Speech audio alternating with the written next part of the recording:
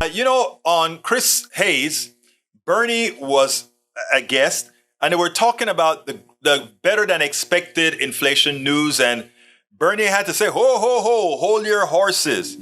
It is great that that has occurred, but there is much more that needs to be done. Check this out, then we'll take it on the other side. Senator, it strikes me that there is a story progressives can tell about this economy that is there for the telling if they choose it, that is a kind of counter to the story Republicans and conservatives really rushed to tell, particularly about the Reagan economy in 80 to 84 as this kind of look what happens when you listen to us sort of situation. We're due all the credit for it. And I wonder if you see it that way as well. Well, I think there is some very good news. Inflation is causing a lot of pain in this country.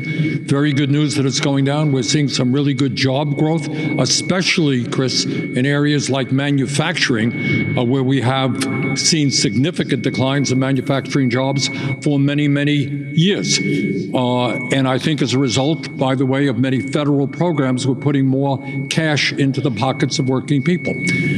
But having said all of that, I think in the Congress and in the media, we don't do a good enough job in talking about the reality of life for working people. 60% of our people today, including many seniors, are living paycheck to paycheck. And at the same time, we see more income and wealth inequality, and it's good to see we're making some progress in that area, but we have more income and wealth inequality than we've had in 100 years. We have more concentration of ownership in sector after sector, as you well know. Handful of corporations who are enjoying record-breaking profits, by the way, control those what we purchase in our stores, whether it's oil, whether it's food, whether it's pharmaceuticals, whether it's media, whether it's Wall Street. Increased concentration of ownership. And then when you look at the power of the billionaire class, and you talked about this a moment ago, in terms of politics, it's a record-breaking amount of money, unbelievable amounts of money that billionaires are pouring in dark money and not dark money into the political process. So we've got to pay attention to those issues. Let me ask you, I want to ask a question about the labor market and organized labor, but let me just follow up on that. I thought it was so fascinating. So all these headlines about Sam Bankman-Fried giving all this money to Democrats, which he did. He gave a lot of money through an allied super PAC. That was all money that was traceable. And then he gives an interview. He says, well, actually, I gave just as much to Republicans. I just gave it kind of under the table through these dark money vehicles, thanks to Citizens United. No one really noticed. And what an object lesson in how this can work up on Capitol Hill. Absolutely. Let's not kid ourselves. It is, we talk about Trump and his friends being a threat to democracy. The other threat to democracy is Citizens United and the ability of billionaires through dark money and sometimes not dark money to buy politicians and buy elections.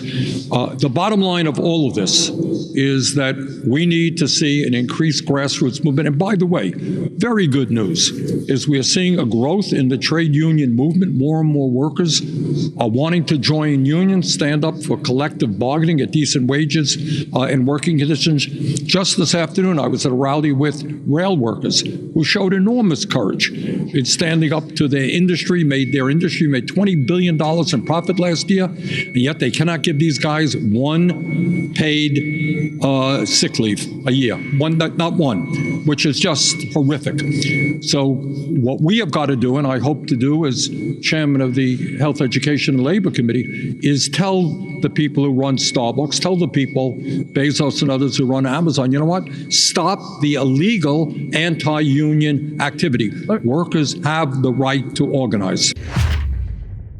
We workers have the right to organize. Thank you guys for listening to that. Hey, listen, guys, if you take a listen to what Bernie is saying, he's saying the working class has got to activate. The unions are starting to get emboldened and starting to demand their worth.